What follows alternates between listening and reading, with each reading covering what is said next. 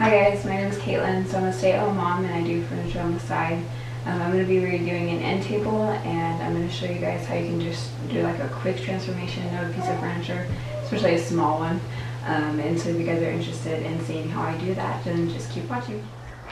Okay, so first things first, I'm going to clean it off. It's pretty dirty, so I'm just going to wash it. I'm just using some soapy water. It's like a degreaser. So.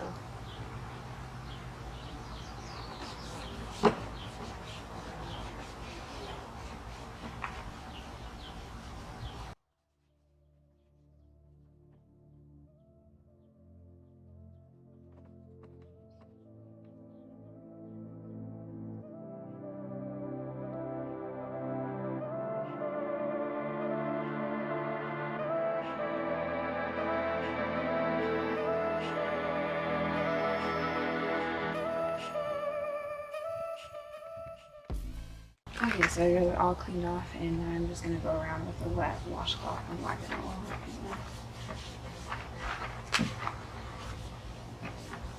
to get all the soap and stuff.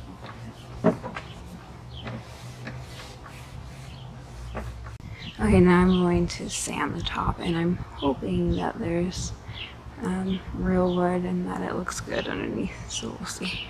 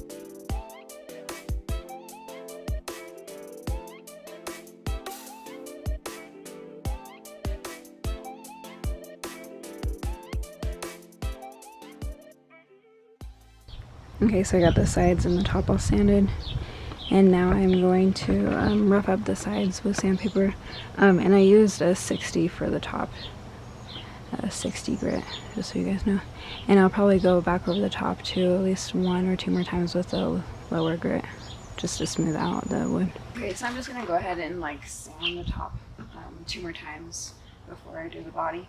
This is 120, I think, 150 and 120. And so I'm going to go over the top just with this little sander. The reason why you want to do that is because the 80 or 60, whatever you use first, is going to really rough up the wood. So you want to make it smoother by using lower grits, like 150. And then I'm going to use like a 220, 240 for the final sanding.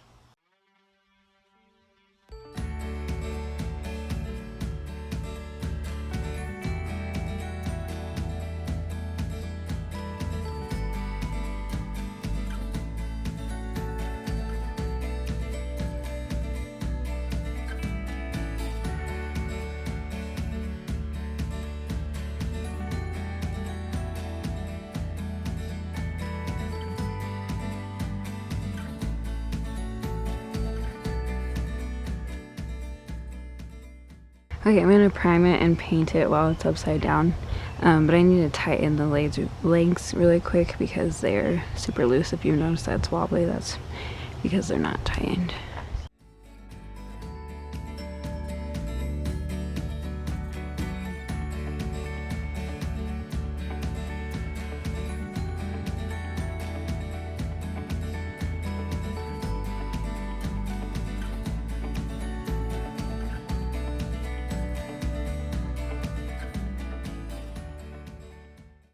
I'm going to be priming it with the Zenzer Bullseye 123 primer. It's in white. I wish I had gray because I'm going to be painting it black. So it's a little more easy to cover, but they only have white at the store and I bought it. So.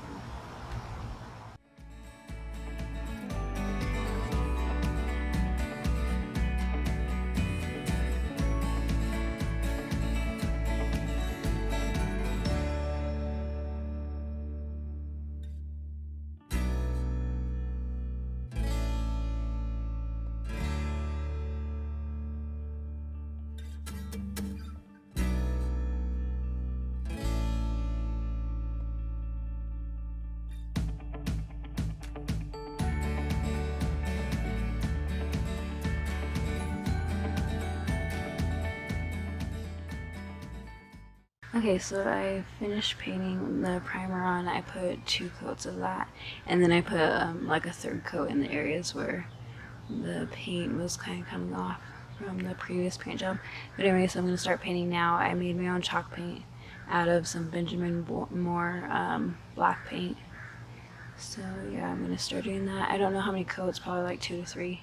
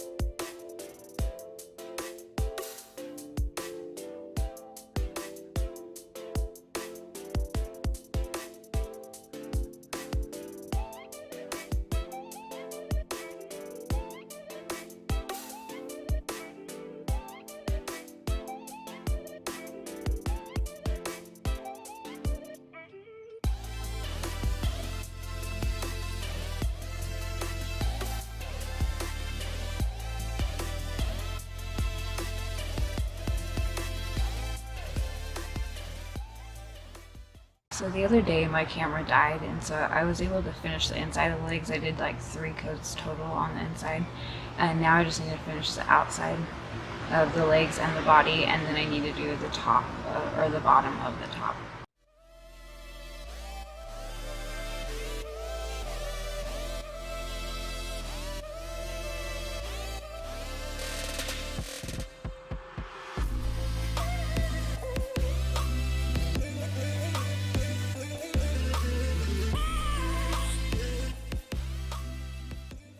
Okay, as you can see, I finished painting the top or the bottom of the top. You can tell that I got paint all around the edges, but I'm just gonna have to go around and sand it again. I should have just painted that the very first thing, but I didn't think about it then, so oh. Now I'm going to polyacrylic it, the legs and the body.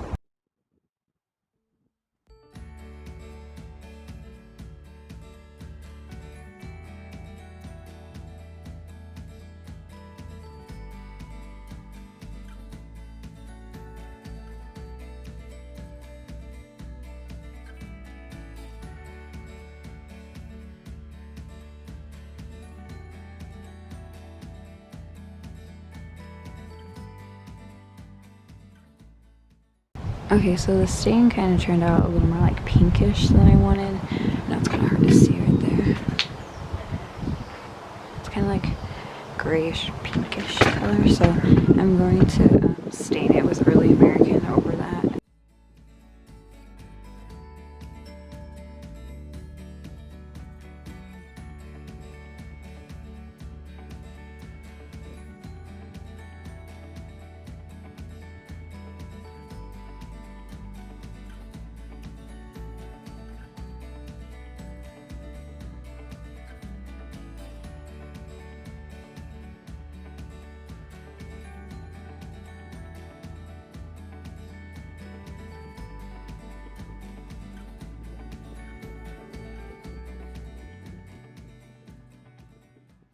Okay, so I think my Early American stain went bad because it like totally messed up the top.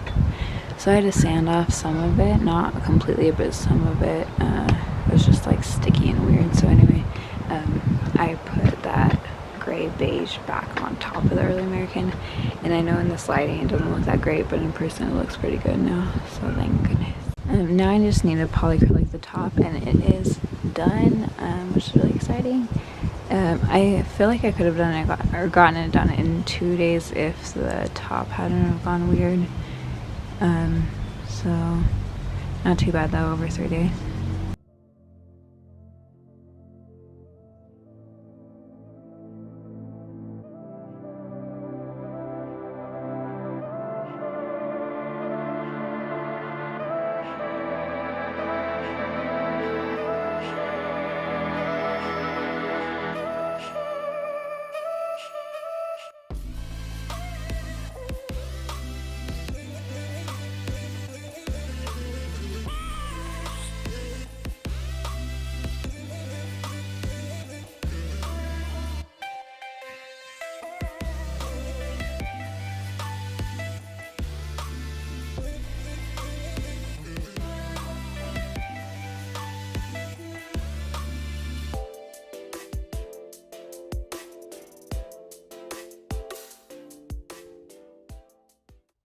Okay guys, so it's completely finished, all done.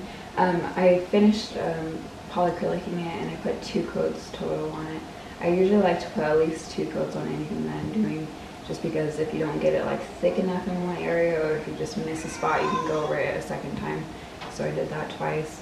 I think the knob looks really good with it, the color and the stain and all that. And the stain was actually Rustic Beige, not gray beige like I was calling it, or whatever I was saying. So that's the color from Minwax that I used, with the Early American also from Minwax. So the end table cost $10, and then the knob I've had just for like a couple of years now. The paint, I hardly use like any paint. I didn't even use a third of the paint because I made chalk paint out of it, so that kind of like extended them out, and I didn't use all that I made. So very minimal on the paint. I used some polyacrylic and very little stain too, so I'd say like $3 worth of supplies. And then the end table is $10, so that's $13. I have it on Marketplace for $50, so I'll make a profit of around 37, I think. I'm not very good at math, but anyway, so then if it doesn't sell at 50, then I'll lower it to 45. So. But I'll let you guys know over on my Instagram. I'll post a post of when it sells and for how much and all that. Okay, there's just one more thing I wanted to mention is the reason why I like to do end tables is like I don't usually make a huge profit off of them, but especially if I can find them cheap, it's a decent profit. And this one only took me like 3 hours to do, like 3 hours, 10 minutes, somewhere around there. So if I get 37, then I'll get a little more than $10 an hour. Which, like I said, isn't a whole lot, but I like that they're smaller, so like when my husband's gone during the day, I can move them outside and bring back in, since I don't have a garage, so I can do it myself, whereas if it was a dresser, I couldn't do that kind of thing. And I just like that they're quick and easy, and they go by fast, and especially if you have like a set, then you can make a good profit. But I'm fine with just doing single ones too. I think it's just fun, and I still make some money off of them, so just a little side note. Thanks for watching. If you guys haven't already, subscribe. I'd love to have you on my channel, and I'll see you guys next time. Bye.